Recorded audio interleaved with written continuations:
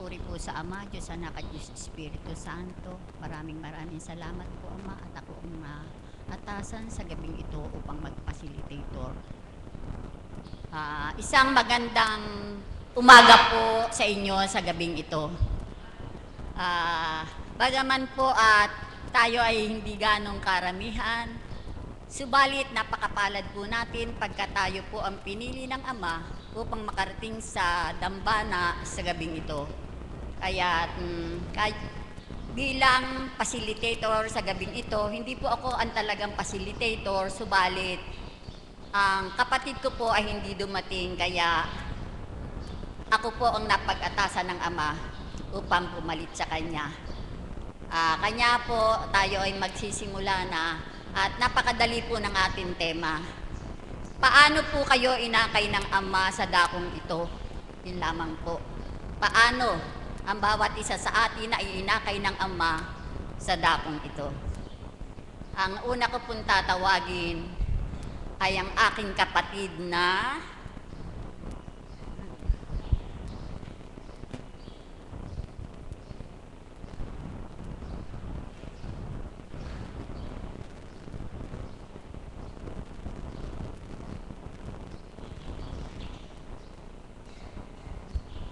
Isang mapagpalang umaga po sa gabing ito. Tunay nga po na kapag kalooban ng Ama, mahirap pong tanggihan. Dahil po nung nakarang linggo, nilapitan po ako ni Tita Ana, umayaw po ako. Tinamaan po ako nung kay Mami Beth na sinabi nga nung nakarang linggo na kapag po inatasan tayo ng Ama, kailangan po ay tumalima tayo. Napakabuti po ng Ama sapagkat kagaya nga po ng sinabi ni Tabelya na kung paano po inakay ng Ama. Inakay po ako dito ng Ama sa kaparaanan po ng karamdaman na pisikal. Subalit po napakabuti po ng Ama sapagkat higit po pala na hindi lamang po pala karamdamang pisikal ang kailangan ko pong ipagamot sa Kanya, kundi po karamdaman pong espiritual.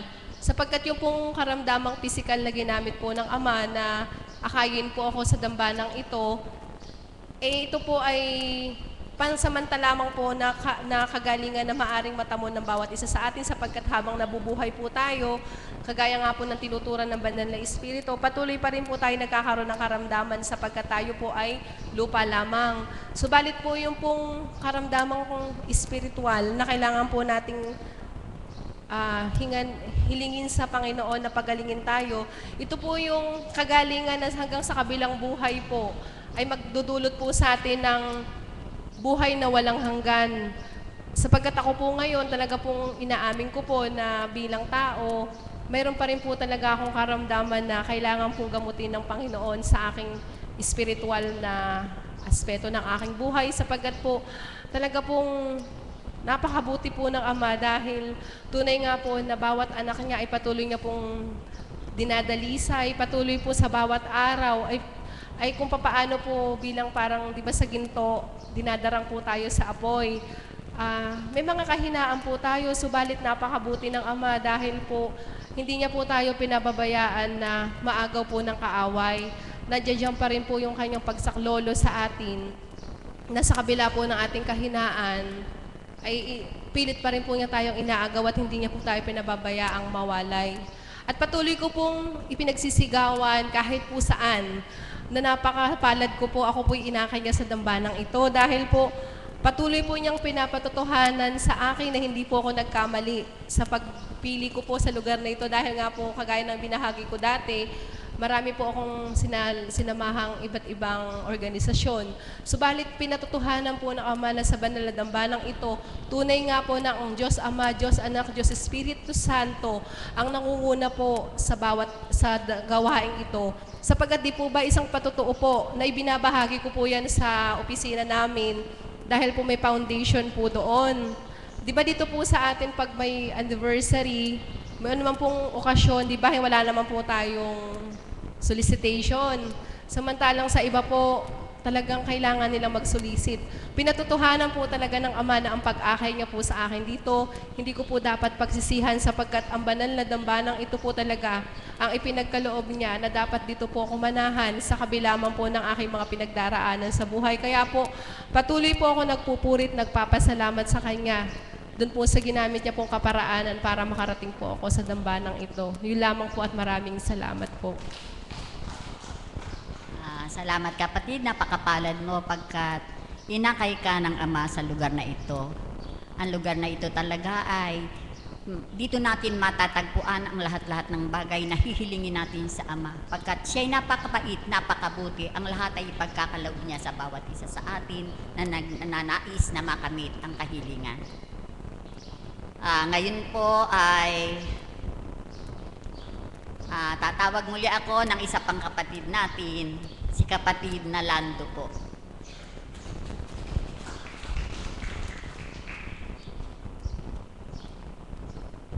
Bago po ang lahat, ang inyo pong abang kapatid ay nagbibigay galang at bumabati ng magandang umaga po sa gabing ito. At higit sa lahat sa ating Panginoong Hesukristo at sa ating Diyos Amang Dakila at sa ating mahal na Apo Konsing na kinalugtan ng Banal na Espiritu, sa mga alagad, mga kaps, mga tagasunod, mga pasyente, magandang umaga po muli sa gabing ito. Kay ganda po ng tema, sa paanong pamamaraang kainakay sa dakong ito. Sa unang buhay ko po,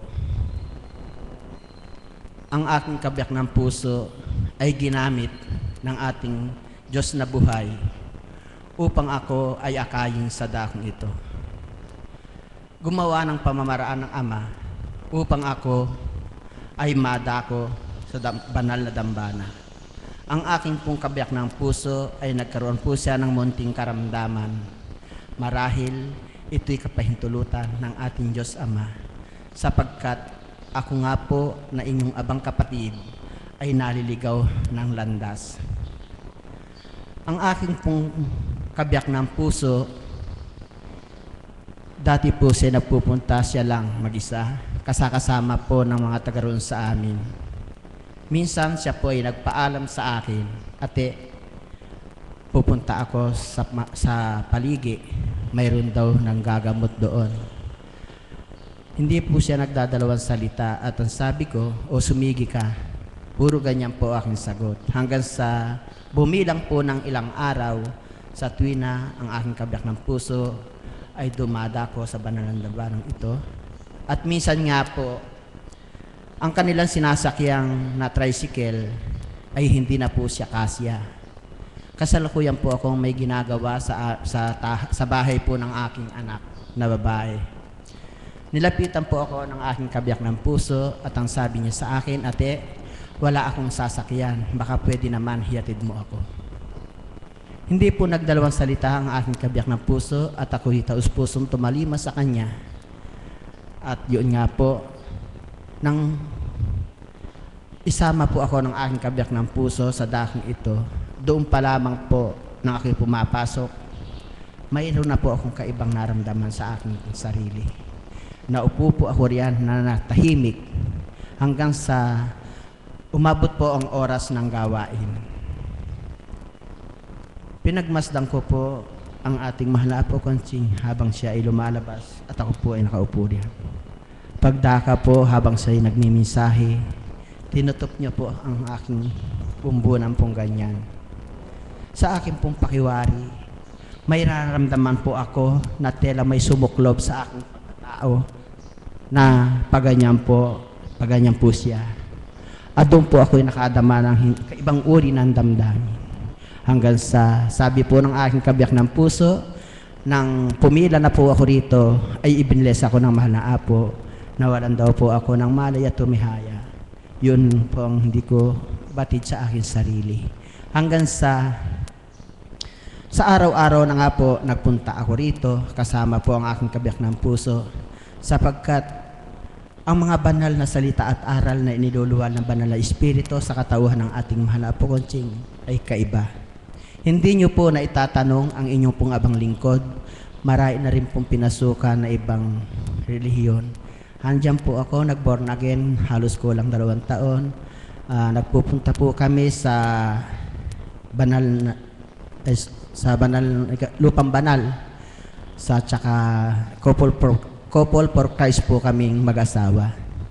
Napakaganda rin po ng kanilang mga aral. Subalit, kakaiba po ang mga aral na aking na subaybayan sa banal dambanang ito.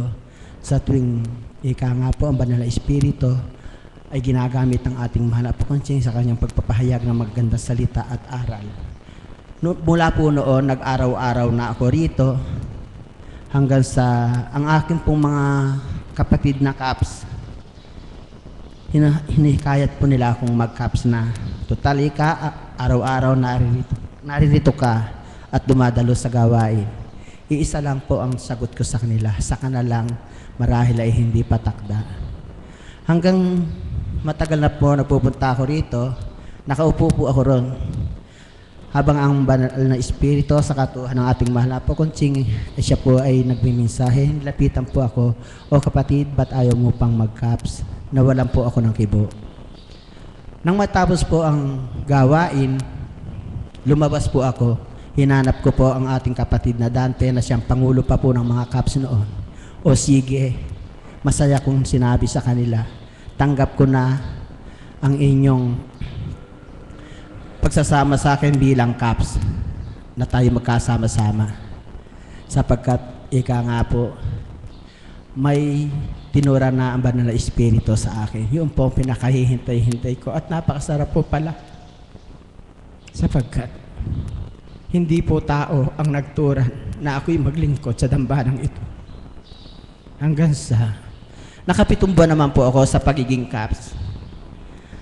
Nang ako nakapila rito at nag-bless ang mahal na Apo, kapatid, darating ang araw, makakabilang ka na isang alagad ko, hanggang po sa akin. Hindi ko po pansin. Sapagkat lingid po sa inyong kaalaman ang inyong pong abang lingkod. Sa mga panahon po na yon, kahit na po ako isang caps na, pagkayari po ng gawain dito, nakapupuslit pa rin po ako na tumatakbo sa sabungan kahit lang makadalawang oras po ako. Ganyan po ako katindi noon. Subalit, hindi po nagtagal. Sa tuwing na binabanggit sa akin ng banal na espiritu sa katauhan ng ating mahal na Panginoon, kapatid, alagad ka na. Ba't ayaw mo pang maglingkod? Hindi ko pa rin po pansin sapagkat ikala ko nga po, hindi ko maiiwanan ang aking bisyo na pagsasabong at pagsusugal. Subalit, napakabuti po talaga ng Panginoon, napakahiwaga niyo po. Ako po'y maglaban ng aking manok. Gumawa po ng kaparaanan ang ating Diyos na buhay at yung po'y damandam ako sapagkat ayaw ko nga pong tanggapin. Nagwala po ang aking manok at ako po ay natari dito sa paraso po. Sa tingin ko po, napakalaki.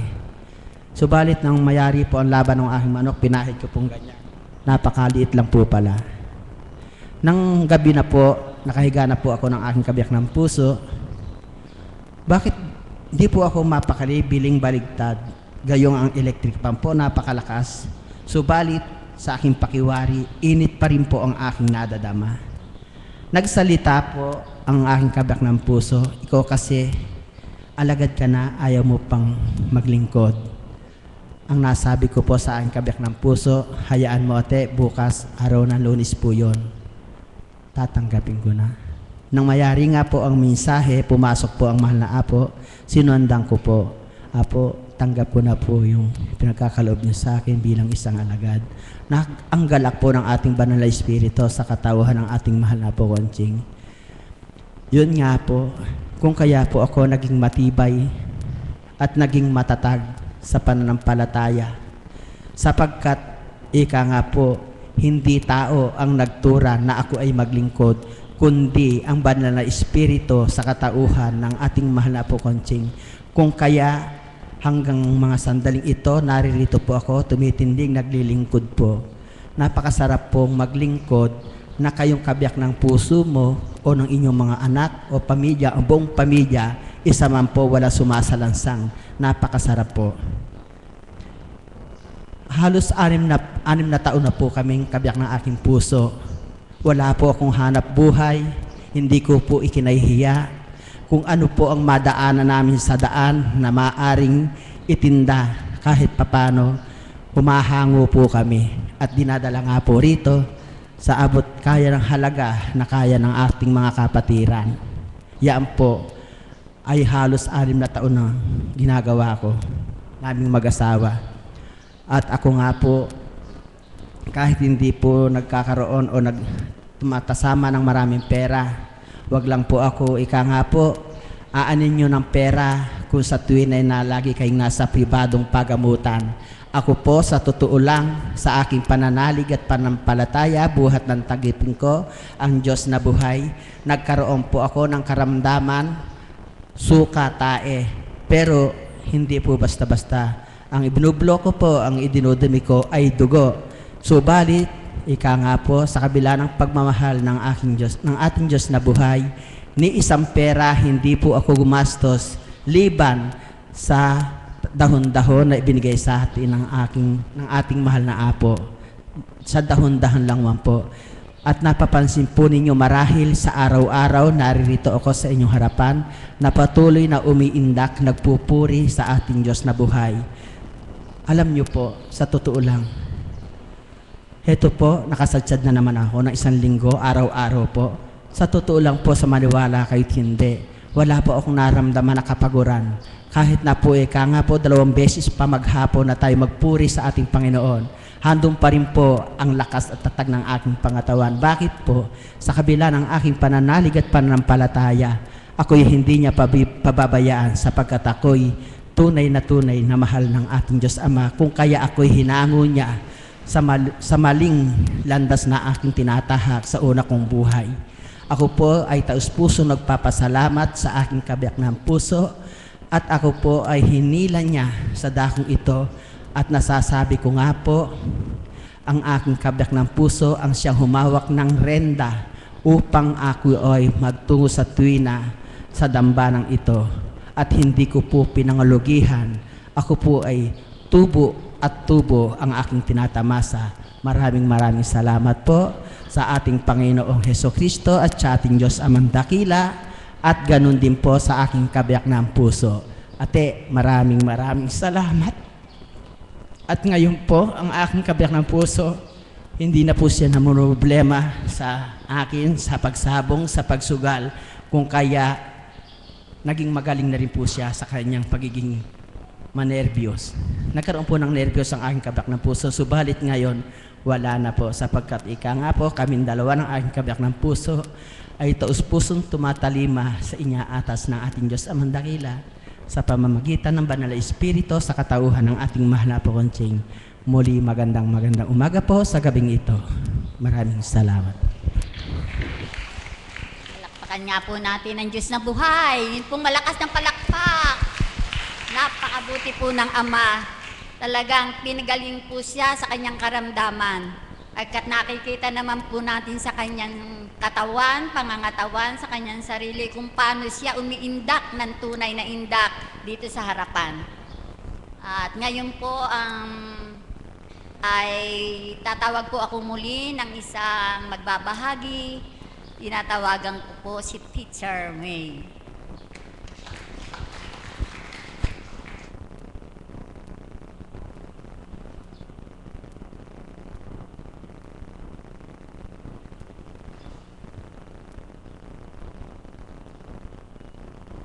Isang mapagpalang umaga po sa ating lahat sa gabing ito. Buhay po ang Diyos. Amen po. Ang sabi po ni Tita Belia, paano kainakay sa dakong ito? November 2011 po, nang una akong mapunta po sa dambanang ito, sa kaparaanan po ng karamdaman. Nung dating buhay po, di ba tayo po pag nagkakasakit parang tinuturing po natin iyon na isang problema, no po, dalahin natin yun pag tayo nagkakaroon ng karamdaman. Ako po ganun, nung una pa lang po akong pumunta dito, dahil nga po 2 ospital po yung pinanggalingan ko, pero hindi ko po nakamit ang kagalingan. Sapagkat nga po, iba ang plano ng Diyos sa plano ng tao. Nung may ginamit po ang ating ama na anghel na nakilala ko po sa ospital, kaya po ako napunta dito sa dakong ito. Nung pong nagsisimula ng makarinig ako ng mga banal na aral sa pamamagitan po ng ating minamahal na Apo Conching, ay dun po napagnilayan ko na yun po palang pagkakaroon ko ng karamdaman, yun ang pinakamagandang biyayang nakamit ko sa buong buhay ko. Sapagkat yun po ang naging daan upang makilala ko ang ating Diyos na buhay. Dito po ako ay nabuksan. Dito ko po siya nadamang tuwiran at higit po sa lahat, dito ko po siya tinanggap na lubusan. Buhay po ang Diyos. Yun po ang naging kaparaanan kung papaano nga po ang dating buhay na akala ko po'y may halaga ay wala pala. Ang dati pong buhay na akala ko'y may kulay ay wala po pala. Subalit nang tanggapin ko po ang Panginoon, doon po nagsimula ang lahat na ang buhay ay nagkaroon ng halaga, kung paanong sa bawat araw po ay nagsusumikap na makasunod sa kalooban ng Ama. Noon nga pong tanggapin ko ang ating Panginoon, yun po, doon ko nadama kung paano pahalagahan ang buhay. Napakasarap po na magkaroon ng halaga at tinatawag na tunay na buhay nga po ang ating buhay sa piling ng ating Panginoon, sa piling ng Espiritong Banal. At yun po ay nakamit nating lahat sa pamamagitan ng ating minamahal na Apo Conching, ang kanyang kinalugdan. Nung Thursday, Friday po, kaunting pagbabahagi lang po, nagkaroon po kami ng retreat, faculty and staff po ng aming paaralan. Napakaganda po nung isang diniscuss po ni Father Albert, yung isa po sa may-ari ng aming paaralan. Siya po yung retreat master na ginamit ng ating Panginoon sa aming mga guro. Sabi po niya doon, we are blessed po, di ba, tumatanggap po tayo ng biyaya. Ang sabi po niya, we are blessed pagka daw po tayo ay tinawagan ng Panginoon. Kasi po yung sa teacher po yung dinidiscuss niya kung paano nga pong tinawag na mapunta dun sa school, na inihahambing ko po yung dinidiscuss niya dito po sa buhay natin sa Kapatirang Divine Mercy. Totoo po, napakalaking biyaya at napakapalad po natin na tayo po ay tinawagan ng Ama sa dakong ito. Amen po. Amen na amen po tayo dyan. Sabi po niya, blessed daw po tayo pagka tayo tinawagan na ng Panginoon. Sunod po, we are more blessed pagka po yung pagtawag sa atin, ang kasunod po ay pinili tayo ng Panginoon. Amen po. Tama po, di ba? Nangagana po sa atin, tayo po ay pinili. Higit po yung mga hinirang, ng banal na Espiritu sa katao ng mahal na Apo Conching. So, we are more blessed daw po. At paano po tayo most blessed? Yung pinaka na po na biyaya, yun po ay sa pamamagitan ng pagtugon sa panawagan ng ating Panginoon. Tayo po naririto bilang pagtugon sa panawagan ng ating Panginoon. Amen po ba? Kaya po blessed na blessed po tayo ng ating Panginoon, lalo na po yung mga kapatid po natin na sa tuwin ay nagsusumikap na makarinig ng kanyang mga banal na aral sa pamamagitan po ng ating minamahal na Apo Conching. Kaya sabi ko nga po, hinambing ko talagang napakabuti ng Diyos kung anong pinabatid po niya sa akin yung topic po na yon na napakaganda. Hello. At dahil po sa kaparaanan na yayang karamdamang tinanggap ko nga po kung paano ako naakay ng Ama sa dakto, paano pong nagkaroon ng halaga ang aking buhay na ngayon po ay yun po ang aking karanasan. Po. Hello. Yun po yung aking nararanasan sa kasalukuyan po bilang isang guro. Kabutihan nga po ng Diyos ay hindi na po ako nagtuturo dahil po sa biyaya ng Ama. Iba na po yung aking ginagawa para.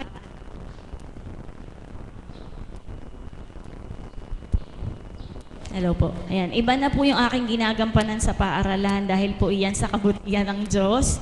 Kaya nga po, hindi man po nagtuturo. Alam niyo po, pinagninilayan ko. Sabi ko, nung dating buhay ko, nung binigay pa po ng Ama yung kaparaanan ako'y nagtuturo sa mga bata. Sabi ko po noon, bilang isang guro, gagawa ka ng lesson plan, visual aids, magtuturo ka. Yun lang, basta matapos mo yung task po na naka-assign sa'yo, yun na yun. Kumbaga po, nagampanan mo na bilang isang guro. Pero po, nung napadako po ako dito at nagkaroon ng hanap buhay, hindi po pala sapat yun. Nakakahiya po sa ating Panginoon. Dapat po gawin ito ng buong puso. At habang ginagawa mo po yung gampanin mo, iniaalay mo sa Kanya.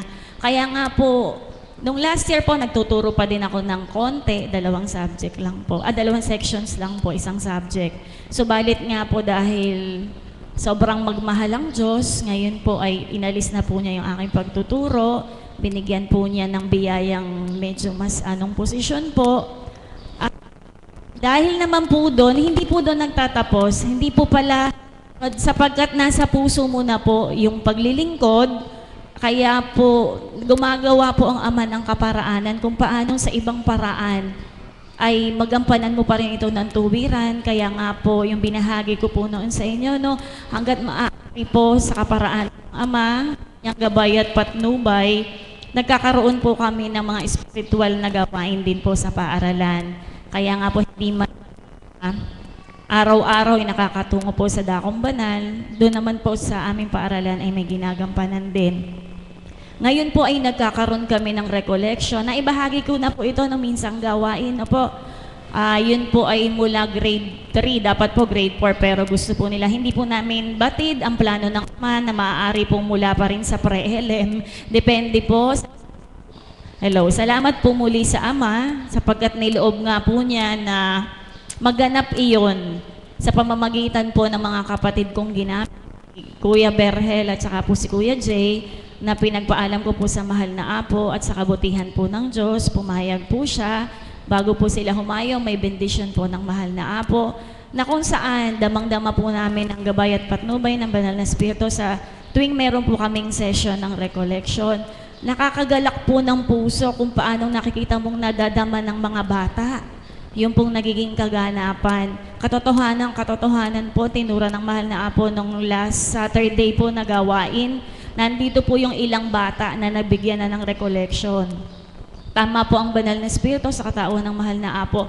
Na minsan ang iniisip po natin, ba't ganun yung bata, ba't ganun yung ugali niya, bakit hirap unawain, sabi po natin, pasaway. Katotohanan po, tinura ng mahal na Apo nung last Saturday, di po ba? Akala po natin minsan ang problema yung bata, pero hindi lingid po sa ating kaalaman ang problema yung magulang.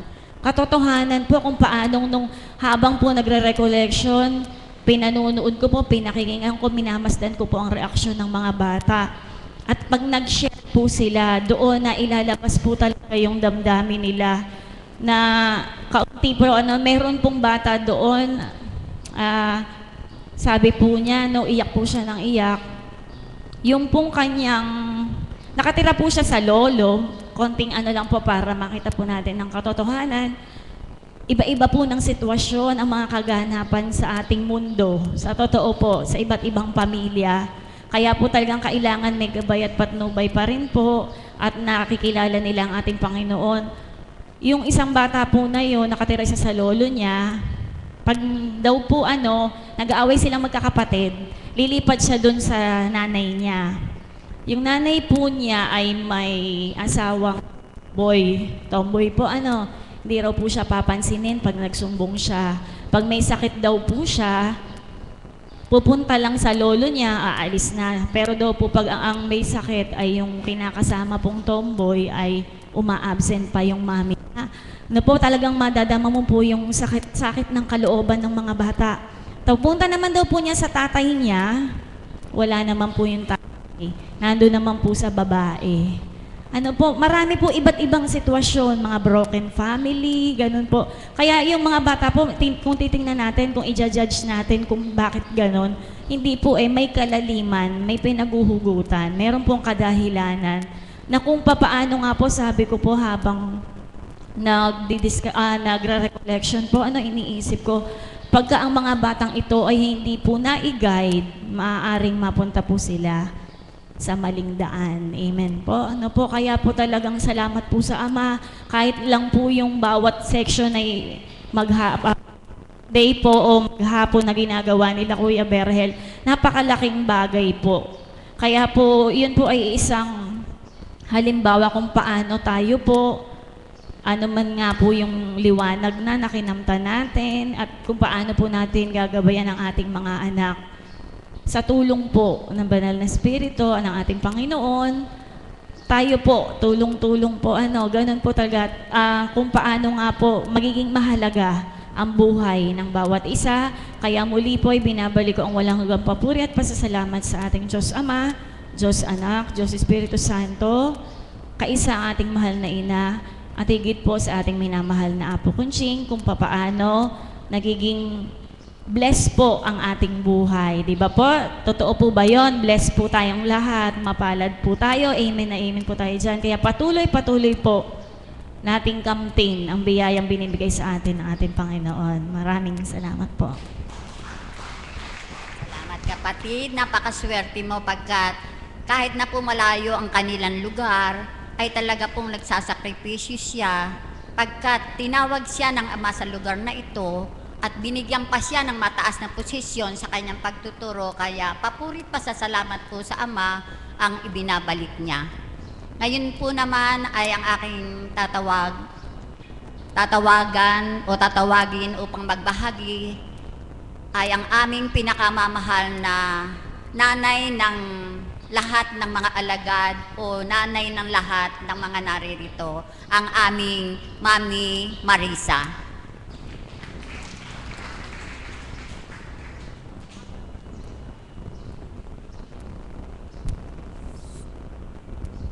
Salamat po, Ama, sa pagkakataong ito'y muli pinagkaloob mo upang maghayag ng kabutihan mo, ng kagandahang loob mo, na sa bawat araw ay pinadadama mo upang huwag kami mawalay sa iyo sa pamamagitan ng Banal na Espiritu sa katawan na inyong kinalugdan ang aming mahal na Apo Kunching, na sa amin ay yung binigay upang masumpungan ng iyong kabanalan at ikay paglingkuran ng buong katapatan.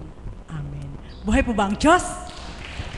Purihin, dakilain ng ating Panginoon. Sabi ko nga sa bawat araw, nagkakakwentuhan kami ni Mami Beth, bilang isang magulang, sadya pong kapag ikaw ay naakay sa isang banal na lugar at naranasan mo ng maglingkod ng katotohanan sa ating Ama, mailalagay mo na hindi mo maaaring ipatalo ang Diyos. Amen po ba yun? Para pong ang lumalabas po ay sa ating mga mahal sa buhay, parang lumalabas pong Kristo. Amen po ba yun? Buhay po ba ang Diyos?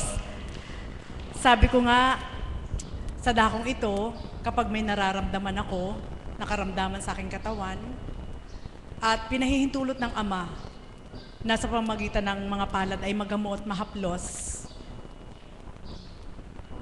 naaalala ko po yung kaukulang kaganapan na masasabi ko na mapalad ako at may isang Apo Kunching sa dakong ito na nagturo, nagbigay ng bahagi ng ating Panginoon upang sa oras ng ating mga kailangan, paano nga kung wala ka kahit ano sa iyong mga kamay, nasaan ang iyong sarili. Amen po ba yun? Kaya yun po yung pinakamahalagang bagay na sa tuwing na inaalala ko kapag mayroon ako nararamdaman sa sarili ko, at doon po pumapasok na, syempre po bilang magulang, nagagapi din po kami ng lungkot kapag binigay yung pagninilay bilang tao. Sabi ko nga kay Mami Beth bago ako tinawag ng aking kapatid, sadyang hindi ko kaya ipagpalit ang dakong ito sapagkat nasumpungan ko ang tunay na perlas at ginto na sa pamamagitan ng mga aral ay natutunan ko kung paano higit makalaban sa hamon ng buhay. Amen po ba yun? Kaya po ng binahagi ni kapatid na Lando. Noong isang araw po ay, siguro po, ibibigay ko po yung pagkakataon para ibahagi sa inyo ang bilang isang magulang, Noong isang araw po ay, sabi ko nga, kapag kami dumaraan sa pagdalisay ukol sa karamdaman, kami ni kapatid na Pearl, hindi po namin magawa na haplusin ang isa't isa kung ano yung nararamdaman sapagkat minsan sabay kaming may nararamdaman. Kaya, kumbaga po bilang isang alagad, ano man ang karunungan na ibinaba ng ating Panginoon sa pamamagitan ng mahal na Apo Kunching, kanya-kanya po kaming laban. Saan yung masakit, lumaban kami sa aming mga sarili At hindi na namin alam ang kaganapan kung ano yung magaganap pagkatapos nun.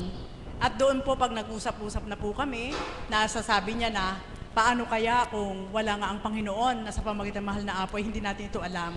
Siguro naroon na rin tayo sa iba't ibang hospital, at pagdakay hindi rin natin alam kung paano pinagpapraktisan yung ating katawan, at pagdaka ay kapag wala ng kaukulan na maibibigay na lunas, lugmok na ang ating katawan. Buhay po ba ang Diyos, mga kapatid? Yan lang po ay isang pagninilay na kung tuwiran po na mabibigyan ng kahalagahan ang perlas at ginto na ibinahagi sa dakong ito, hindi mo man nakikitang kumikinang, hindi mo man nakikita na maputing maputi, subalit ikaw mismo makadarama na sa oras na kailangan mo, magagamit mo sa sarili mo. Amen po ba yun? At isang araw po ay nagnilay po ako bilang magulang na siyempre po, ako po ay single parent. Hindi ko po ikinahihiya kung ano po yung aking naging buhay na ipinagkaloob ng ating Panginoon na masasambit ko po na isang pamatok na ibinigay sa akin ng Diyos upang huwag akong mawalay sa Kanya. Amen? Na sa kabila po ng mga pinagdaraanan mula sa simula, hindi po ako nagtanim sa puso ko ng kaukulang ma-hate kay God kahit saglit man. Bakit ganun po yung pinatupad niya sa aking buhay?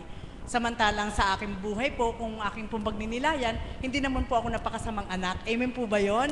Subalit doon sa proseso, kung paano itinatakda ng Ama, kung ano yung magiging kapalaran mo, wala po talagang dapat itanong. Kundi kamtin mo ng matapang, buong katatagan, at ikaw ay lumaban, sapagkat ang Diyos ay buhay, hindi Kanya iniiwan. Buhay po ba ang Diyos? At isang araw po ay nagnilay ako, sabi ni kapatid na Pearl, si Mother, nag-i-emote nung isang araw. Tulo ng luha ko, nagchat-chat po ako sa aking anak. Ang sabi ko po sa aking anak ay ito, gusto ko po ibahagi sa inyo bilang mga kapatid ko po kayo, na upang madama po ninyo, gaano ang sakripisyo ng isang tagapaglingkod, ng mga naglilingkod, na yung para sa minamahal ay hindi magawa, alang-alang sa Diyos. Amen po ba yun? Kaya niyo po ba yun? Kaya niyo po yun. Kapag ibabaw po ang kagustuhan ng Ama sa sarili mo. Ang sabi ko sa aking anak, nang ako ay nasa pagsubok, na ikaw ay nasa aking sinapupunan, kachat ko po siya, nadala ako ng ating Panginoon doon sa isang institusyon na para mailuwal kita. At dahil sa kaganapan na yan, pinupili ko ang Ama. Dahil eto, ikaw ngayon, sabi ko sa kanya, lumaki kang mabait na bata. Sabi ko po, ano po. At naibay ko, sabi ko, nung kasalukuyan ako na nakikibaka, ilang buwan ay kinuha ka sa akin ng tatay ko dahil ayaw niyang mahirapan ako para makapaghanap buhay ako para sa kanya, ano po. So binilang ko po. At nang kinuha ko naman po siya sa aking magulang, ako naman po'y naghahanap buhay upang siya naman po'y mabuhay. So hindi po kami nagkaroon ng pagkakataon magkasama ng yung dalas na lagi-lagi. Lagi pong papasok, wala ako, papasok. Ganun po yung senaryo. Hanggang nag-high school po siya. Ako'y naakay sa dakong ito, second year high school po siya. Hanggang nag-college, andito naman po ako naglilingkod sa ating Diyos. So, hindi po na kami talaga nagkaroon ng pagkakataon na magkasama ng madalas. Kumbaga, in and out, in and out. Nag-emote po ako ng isang araw. Sabi ko, anak, ilang taon ka na ngayon? 27. Nang ako ay inakay, ang edad mo pa lang ay magna-19. So, sa loob ng magsisyam na taon na yan, parang hindi ko na nakita sa sarili ko na pinaglingkuran kitang puspos. Ganun bilang isang magulang. Pag nilaya, may mensahe po ito. Hindi kita napaglingkuran ng puspos. Compare ngayon na may inaalagaan akong isang bata na pinsan mo, pamangkin ko lang, subalit lahat ng oras ko ay naiubuhos ko sa kanya. Sabi ko ganun sa kanya. Alam mo anak, pinupuri ko ang Ama, sapagkat hindi ko man maramdaman sa puso ko na may sa puso mo at hanapan mo ako, kundi sa pinigalak yung nararamdaman po. At nabiro ko po siya. Sige anak, sabi ko, kapag ipinaloob na ng Ama na ibigay sa iyo yung taong mamahalin mo, mag-asawa ka na. Sabi ko pong gano'n, ano po? Mag-asawa ka na. At kaya po siya paglilingkod ko sa Ama, kapag ibinigay po niya yung pagkakataon na bigyan kanya ng tamang tao na magmamahal sa'yo, hindi na kita iiwan. Gusto na kitang makasama habang malakas pa ako. Buhay po ba ang Diyos? Amen po ba yun? Alam niyo po, emote po yun isang magulang. At damhin niyo po kung ilalagay niyo po yung kalagayan niyo po sa kalagayan po namin bilang mga lingkod. Ang sabi po niya, Ma, ngayon ko lang narinig sa'yo yung ganyang salita. Sabi po niya sa akin, bakit? Sabi niya, ano bang problema mo? Sabi ko, wala anak. Sabi ko, bilang isang magulang, parang gusto ko i-over sa'yo yung sarili ko na mabigyan naman kita ng paglilingkod bilang isang magulang sapagkat parang hindi ko nagawa sa'yo yon. Ganun po, alam niyo po, salamat sa Ama. Sabi po niya sa akin, ikaw talaga, kaya mo yan. Ang mahalaga, kay God ka, andito naman ako, hindi niya ako pababaan. Buhay po ba ang Diyos? Amen po ba yon? Bakit ko po ito naikwento sa inyo? Yan po ang sakripisyo ng gulang na naglilingkod.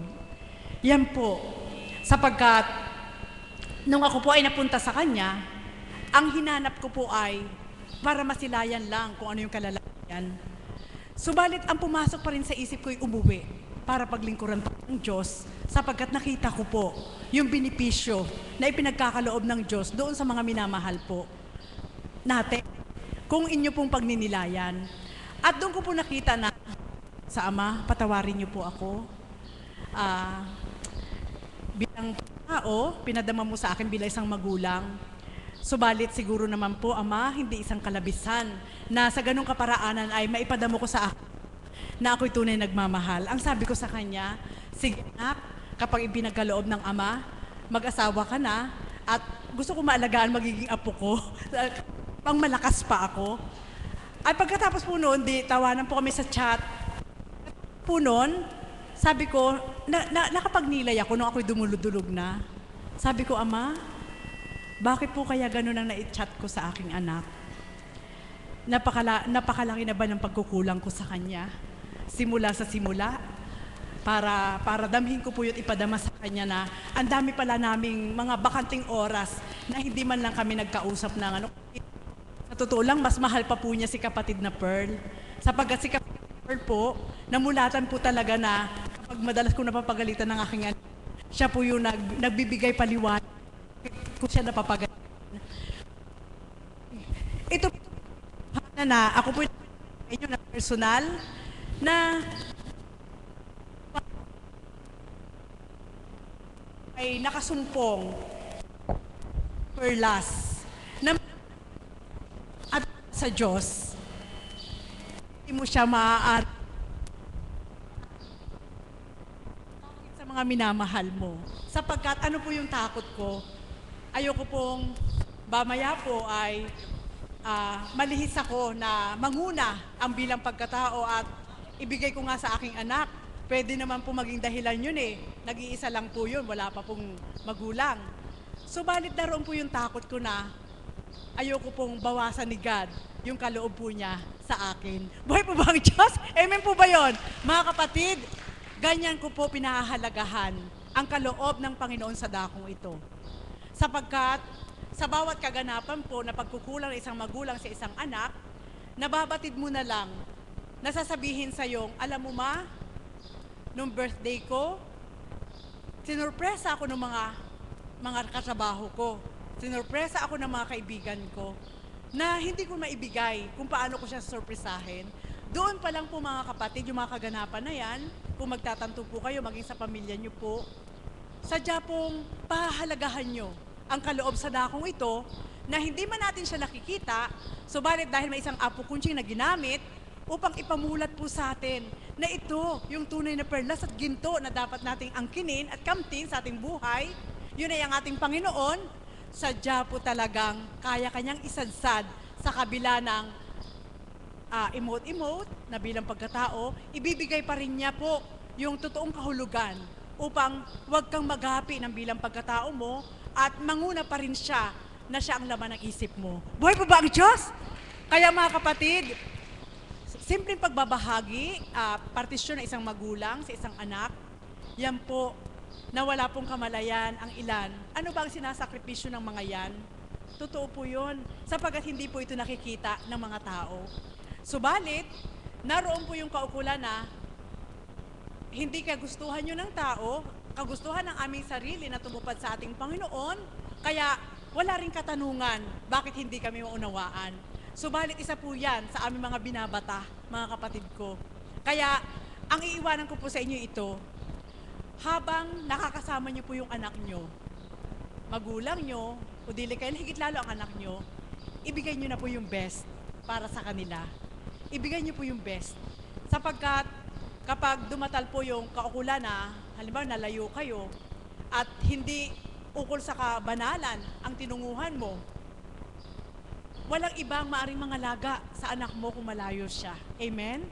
Kaya kung ang tinutupad mo sa kabila ng paglayo nyo ay kabanalan, na alam mo na may magagawa po siya, alam nyo po, ipadarama pa rin sa iyo ng Ama na hindi ka nagkulang sa iyong anak sapagkat may isang Ama na sa kanya'y nangangalaga, hindi mo man siya nakikita, subalit inililihis po siya sa kapahamakan at ibinibigay yung kagalakan. Buhay po ba ang Diyos? Yan po mga kapatid na masasambit ko po sa inyo, yung perlas at ginto na nahukay ko sa dakong ito.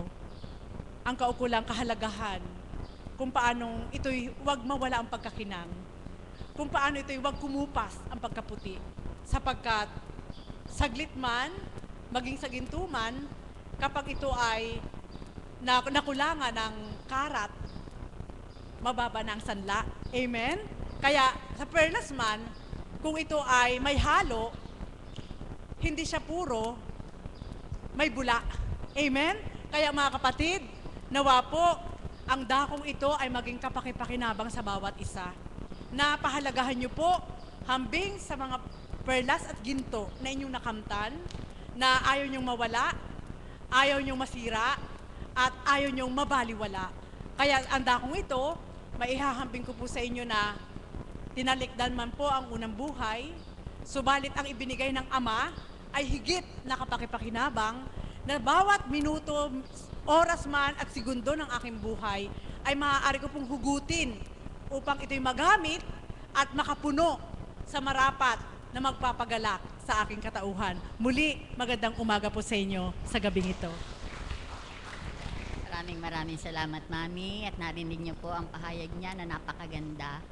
At ngayon naman po ay, ang tatawagin ko ay isang magbibigay sa atin ng awit na nagbibigay kalakasan sa kanyang katawan at pananampalataya, si Tata Magno po.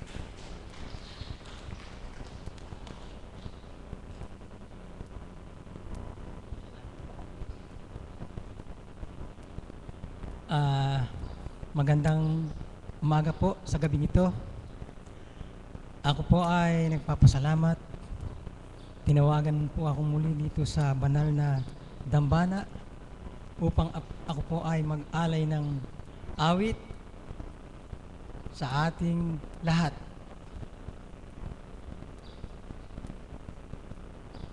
Ikaw ang sandigan ng buhay dito sa templo mong hinirang. Ikaw ang tunay na patnubay sa lahat ng iyong nilalang. Nagpupuri sa iyo, O Diyos, Ama. Buong mundo, ikaw ang pag-asa. Panginoong Jesucristo ang banal, tinubos ang sanlibutan. Kakilang layunin ay dinggin, lahat ng mabuti ipunin. Ilayo mo kami sa dilim, liwanag ng buhay ay kamting. Buhay na Diyos, kami nagpupugay, nagpupuri sa iyong kabunyan. Lukubin mo ng iyong kabanalan, ang sa iyo'y nagmamahal. Salamat sa mapagpalang kamay, pinawi mo itong karamdaman.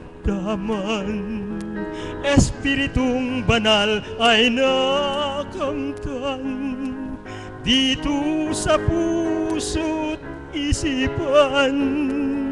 Apo Conching, ikaw ang patnubay, mga haplos ng iyong mga kamay, kagalingan ng may karamdaman, galing sa Diyos nating buhay, galing sa Diyos nating buhay. Salamat po. Maraming pong salamat. Maraming pong salamat. Maraming salamat po sa lahat ng magbahagi. At ngayon po magsitayo na po ang lahat upang tayo po ay manalangin.